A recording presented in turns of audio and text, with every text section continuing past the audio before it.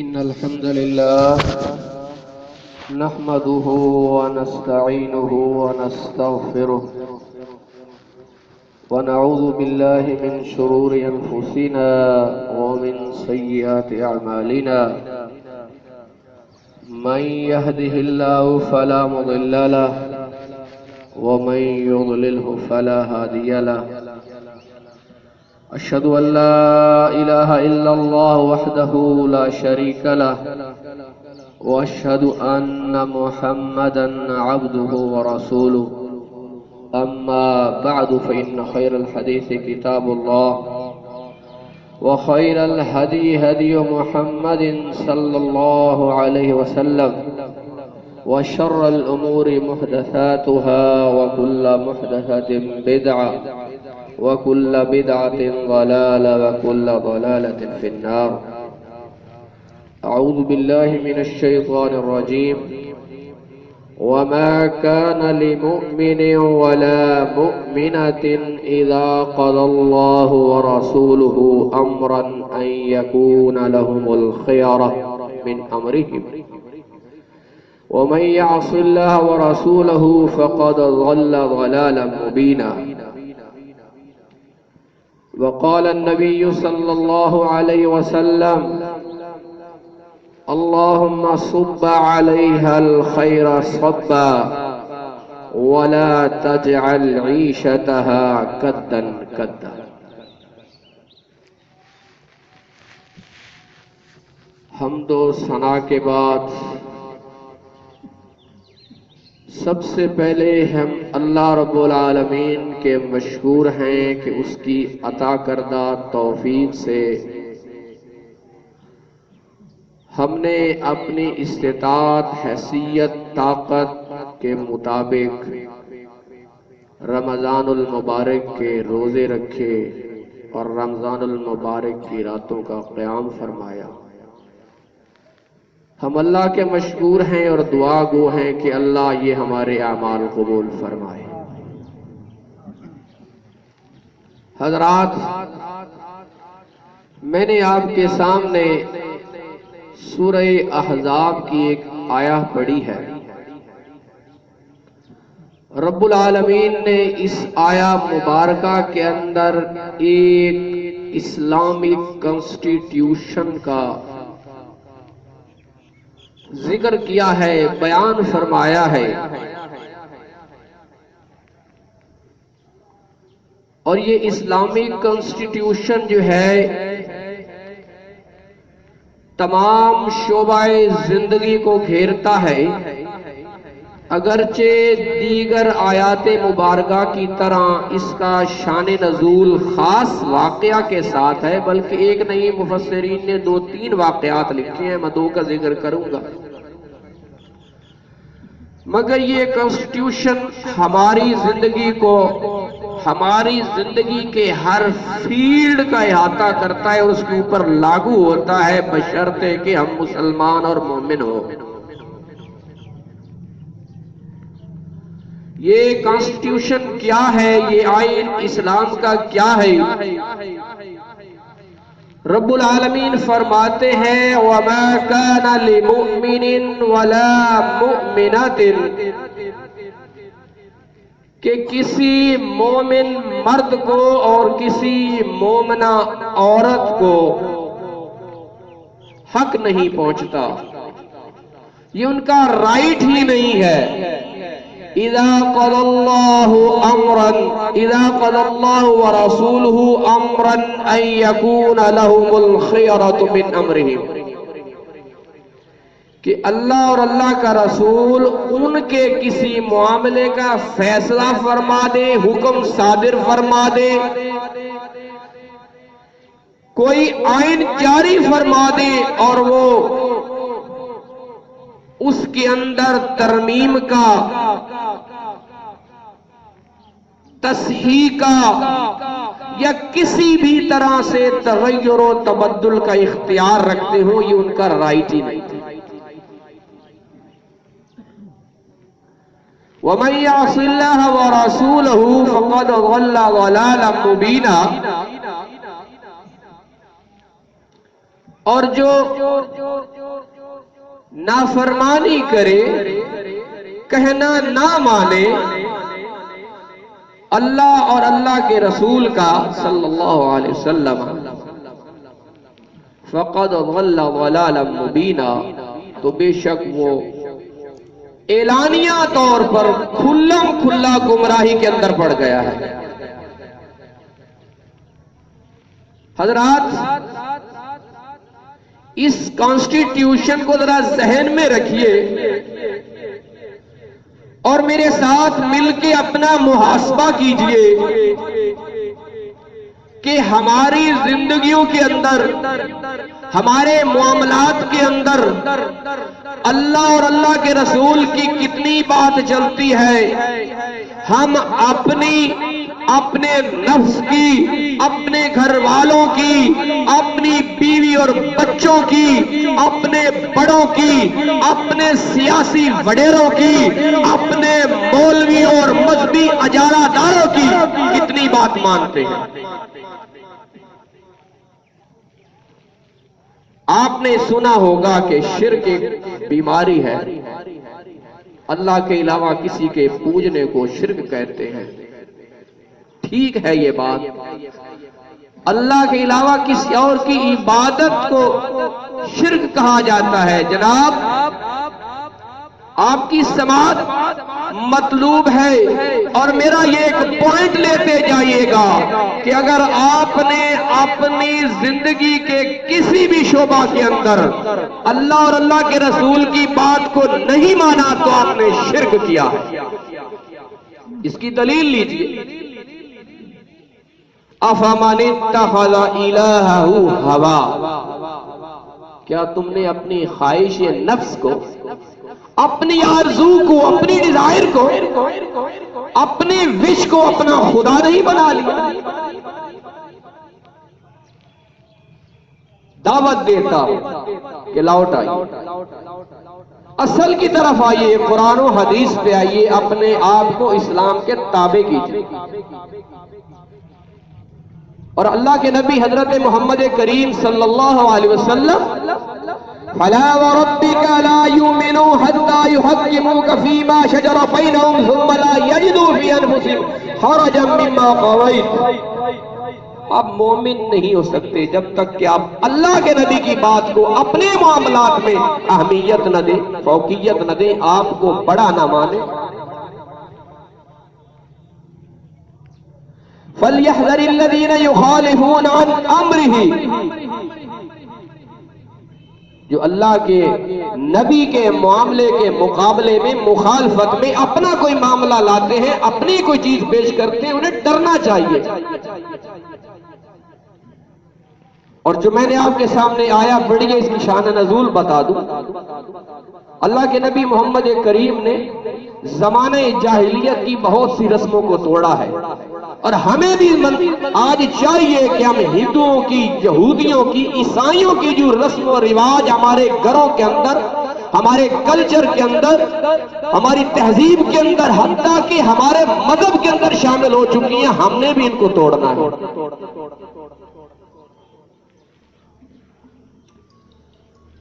حضرت زید بن حارثہ رضی اللہ تعالی عنہ کو حضرت خدیجہ الکبریٰ نے محمد کریم کو ہبہ کر دیا، آپ نے ان کو آزاد کر کے بیٹا بنا لیا۔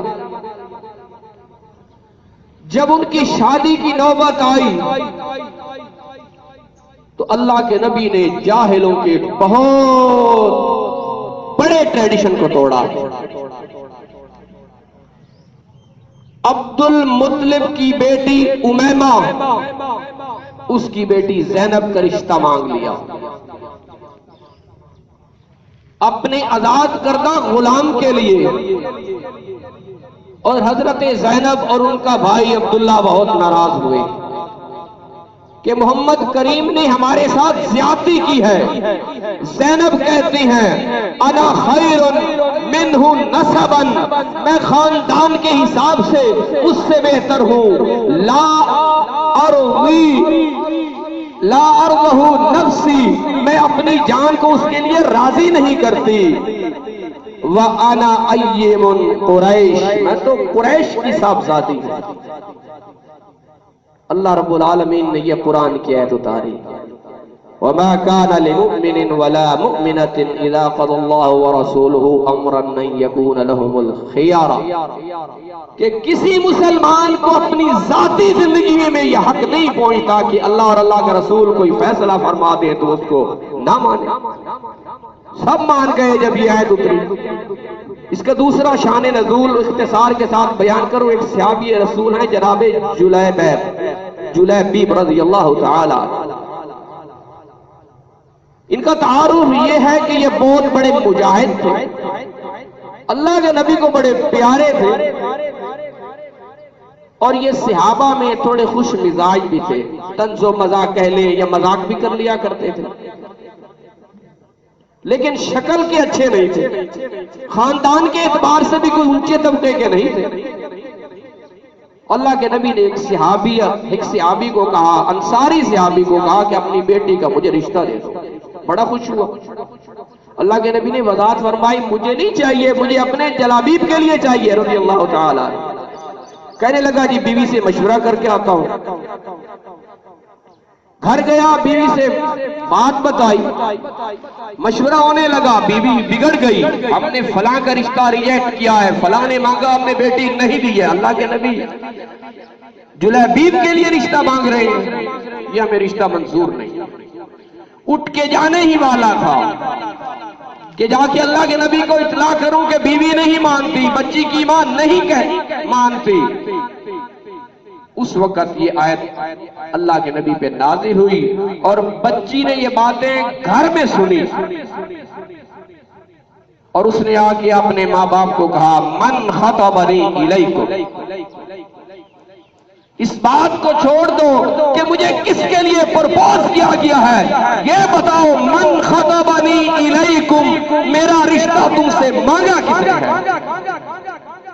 ماں نے بتایا، اللہ کے نبی نے مانگا، لیکن مانگا جلیبیب کے لیے ہے رضی اللہ تعالی۔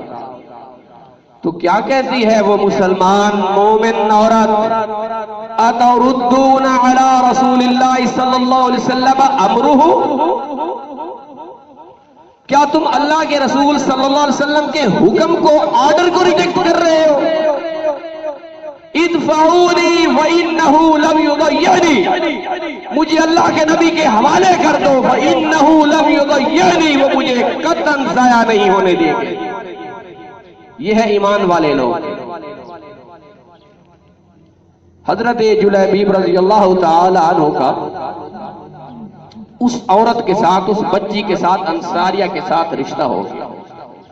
اللہ کے نبی نے نکاح پڑھایا اور اس کو ایک دعا دی،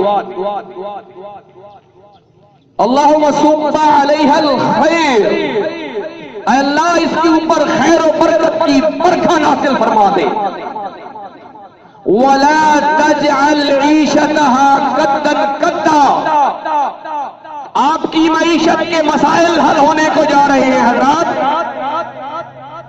مالی بحران ختم ہونے جا رہا ہے، وَلَا تَجْعَلْ عِيشَتَهَا قَدًّا قَدًّا، اے اللہ اس عورت کو کبھی بھی مالی پریشانی نہ آئے، اس کی معیشت کبھی تنگ نہ ہو۔ اور حضرت انس رضی اللہ تعالی عنہ فرماتے ہیں، حدیث موجود ہے کہ میں نے اس خاتون سے زیادہ مدینہ کے اندر کسی عورت کا بارونق گھر نہیں دیکھا، اور اس سے زیادہ میں نے کسی عورت کو خرچیلی عورت نہیں دیکھی۔ حضرات یہی گزارشات ہیں کہ کوشش کیجئے اپنے آپ کو اسلام پہ لائیے، اپنی زندگیوں میں اسلام کو اپلائی کیجئے، اس کی تنفیذ امپلیمنٹیشن ہونی چاہیے، اسلامک کنسٹیٹیوشن کو اپنے اوپر لائیے۔ اور آج کل ہم نہیں کر رہے، تو پھر کیا ہوا ہے؟ ظہر الفساد فی البر والبحر بما کسبت ایدی الناس، لوگوں کی اپنے ہاتھوں کی کمائی کی وجہ سے، لوگوں کے اپنے کرتوتوں کی وجہ سے کیا ہوا ہے؟ فساد پھیلا ہوا ہے، زمین کے اوپر بھی، بر کے اوپر بھی، بحر کے اوپر بھی۔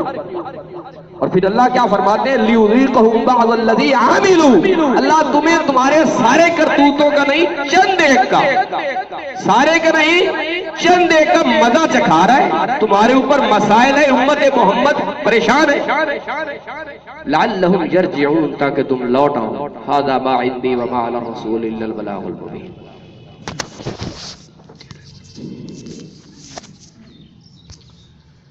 اللهم لك الحمد كله ولك الشكر كله، اللهم لك الحمد كله ولك الشكر كله وإليك يرجع الأمر كله، اللهم أنعمت بها علينا في قديم أو حديث، اللهم صل على محمد وعلى آل محمد كما صليت على إبراهيم وعلى آل إبراهيم إنك حميد مجيد، اللهم بارك على محمد وعلى آل محمد كما باركت على إبراهيم وعلى آل إبراهيم إنك حميد مجيد، ربنا ظلمنا أنفسنا وإن لم تغفر لنا وترحمنا لنكونن من الخاسرين، ربنا لا تزغ قلوبنا بعد إذ هديتنا وهب لنا من لدنك رحمة إنك أنت الوهاب، اللهم تقبل صيامنا، اللهم تقبل صيامنا وقيامنا،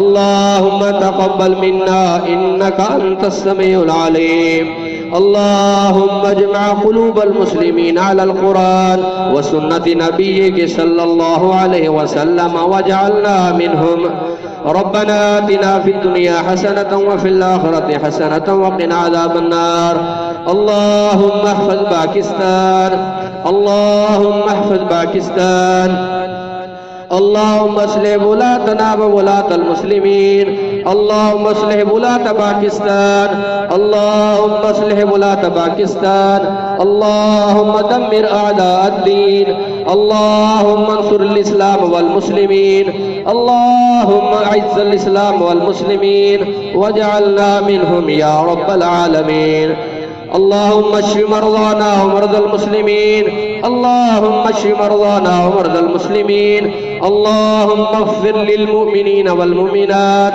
اللهم اغفر للمؤمنين والمؤمنات الأحياء منهم والأموات، ربنا آتنا في الدنيا حسنة وفي الآخرة حسنة وقنا عذاب النار، وصلى الله تعالى على خير خلقه محمد وعلى آله وأصحابه أجمعين برحمتك يا أرحم الراحمين۔